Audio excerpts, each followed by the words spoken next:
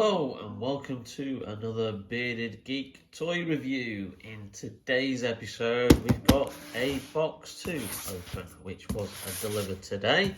So let's have a look and see what we've got and have a quick review of what's in the box.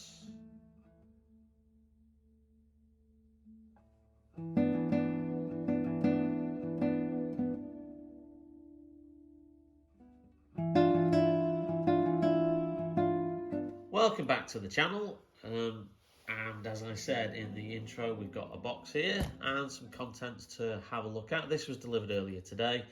It's from Start Action Figures, and well, let's just get the box cracked open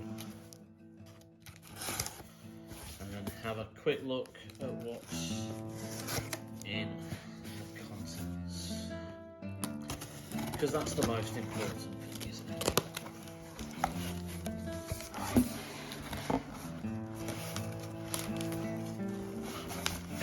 Lots of bubble wrap, which is always good. Look at this green stuff. That's really nice. Well, I think that gives away what's going to be part of this figure review. So it says there, from Hasbro Toys, Action Figures, SW S3 Retro Figures Assortment. So I think you guys will probably have a clue as to what's actually going to be in this. Well, let's just get rid of that one.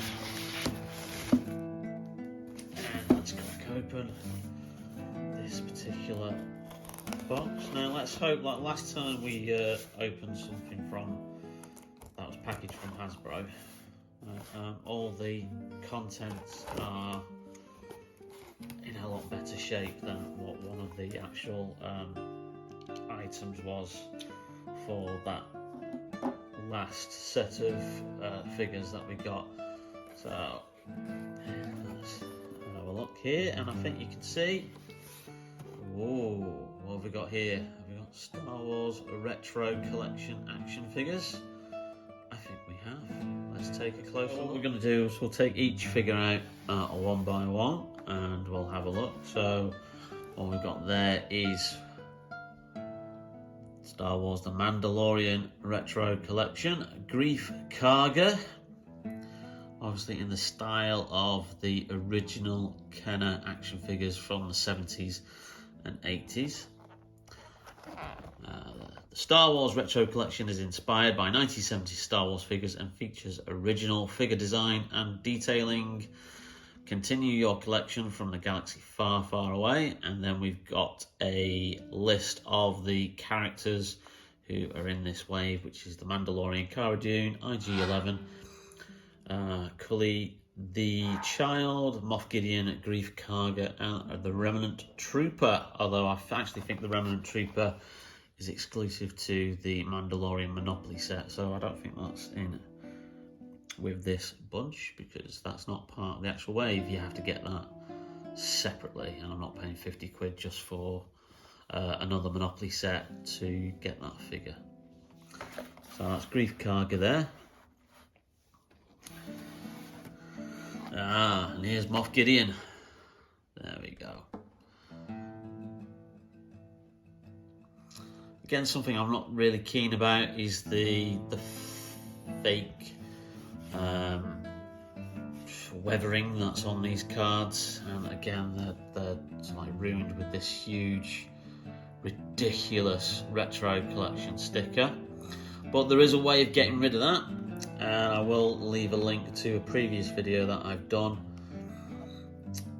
where it shows you how you can safely take this sticker off, because if you're just going to peel it off normally, it does actually damage the card if you're going to keep these figures on card.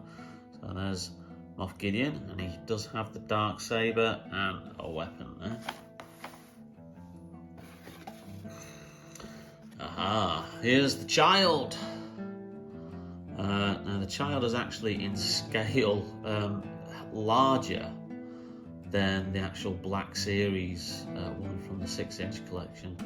But again, I think that's purely because they're working not exactly to the scale of this, but if they were to make it any smaller, you probably wouldn't be able to see the little thing. And that's a dual bubble there, because obviously you've got the cot there, and then you've got the thing that it attached to. It comes with a frog.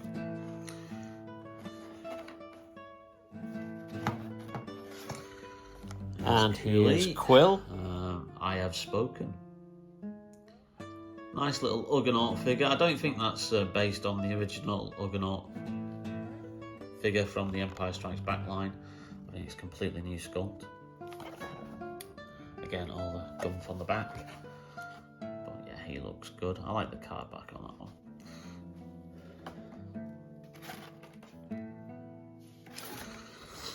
IG-11. Now, this does actually use the same sculpt as the original IG-88 figure that was released in 1980, but with a little bit of a retooling to add the detail on there. So I'll do a comparison of those figures once I've got the rest of the figures out of the box.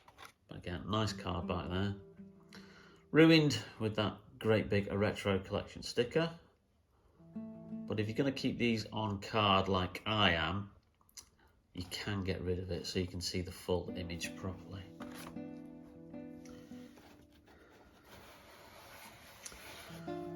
Here's the one that we all thought was going to be cancelled due to the controversy with the actress Gina Carano.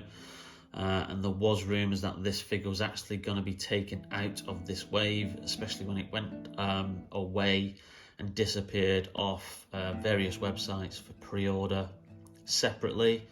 But they have produced it, but Hasbro have confirmed that obviously due to Gina Carano's sacking from the show and from Lucasfilm, that they will not be producing any more Cara Dune action figures, not even in this line, not even in the vintage collection 3.75 inch line or the 6-inch Black Series line. So I expect this one, as well as the Child and the Mandalorian figure, is going to be the one that everybody is going to be after, and this one is probably going to go up the most in value, I think, on the secondary market.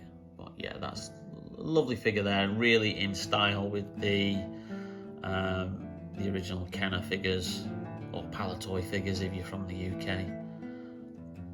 But it's nice to get the figure. It's nice that it wasn't shelved or cancelled as was rumoured. And last but not least, the man himself, I think, who we've got here. Yeah, Mando. There he is. Bit of controversy when these were announced, especially when they said like they were having cloth capes, not cloth capes, but they're having vinyl capes, because you know, a lot of people said, well, this is set after Return of the Jedi, and if you're going off the original kind of the way figures were produced back in the 80s and 83, 84, Kenner had moved on from vinyl capes and had moved over to cloth capes. So some fans were saying, well, these should really come with cloth capes, but I get the way and why they've gone for that retro look with the vinyl cape. But you know, it works. I think it works better with the Mandalorian and Moff Gideon rather than Grief Karga. But yeah, there he is. It comes with 2 blasters, his disintegrator rifle, and obviously his smaller pistol. Yeah, nice little figure that. I like the style of that. And in keeping with his appearance before he got his full Beskar armour, which leads me to think that potentially I might see a variant figure of him all in Beskar at some point later down the range. So as mentioned earlier, here's the comparison between the original IG-88 figure that was released back in the original Kenner line. And obviously you've got a comparison there, so you can see that it is the same retooling that they've used, the same probably scan of the figure, but obviously there's just a little bit more detail in there with the extra bandoliers that are on it. But essentially, it's a very, very accurate representation of the IG figure that we originally got. So when this wave was announced back in last November, there was a bit of controversy because obviously this isn't what the retro collection was originally designed for.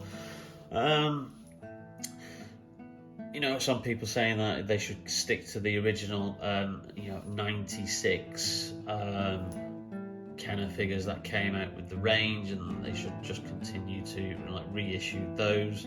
But I can see why Hasbro have done it. You know, anything with the Mandalorian is currently selling like absolute hotcakes at the moment. Certainly anything with regards to Mando, the Child, or Cara Dune is really, really like flying off the shelf. So, you know, it's a business decision at the end of the day from Hasbro. You can't fault them for it, but these are in keeping with the retro style of the original figures, and you know, nice to have. You know, the card backs are good. The only thing I don't like again is the weathering and that huge sticker, and obviously the fact that these cards are quite flimsy. You know, the cardstock they've used for all three waves is absolutely cheap, you know, and easily gets damaged, and the fake weathering on there just isn't needed at all. And just to do a quick comparison, we have the recent release of a Marvel Retro Collection wave from Hasbro, which is like a what if line if Kenner had the Marvel license when they did, if they did Marvel Comics action figures back in the 80s. And I've just got one example here, and this is the Spider-Man one. And as you can see, that cardstock is a lot firmer.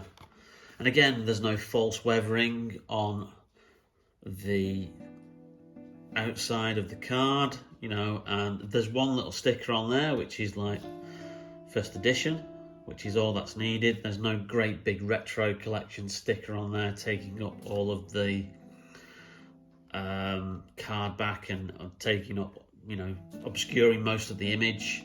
So, you know, it's quite puzzling why Hasbro have done that. And again, they make a better use of the back of the card, you know, with lots of detail, lots of images there, and keep all this kind of like safety legal stuff to minimum at the bottom. And you just compare that with the two cards. So we've got the one with Mando here. You know, it's just look at the difference of that. You know, that could be far better utilized. You could have an image of, you know, the character. You could have a little brief bio there. You know, you could even have like pictures of the other figures in the range. You know, you could utilize that so much better. So I think the design on these new retro collection Marvel figures is a lot better than what's currently being done with the Star Wars retro collection wave. You know, because, you know, I don't know of a single fan who likes this huge sticker on there.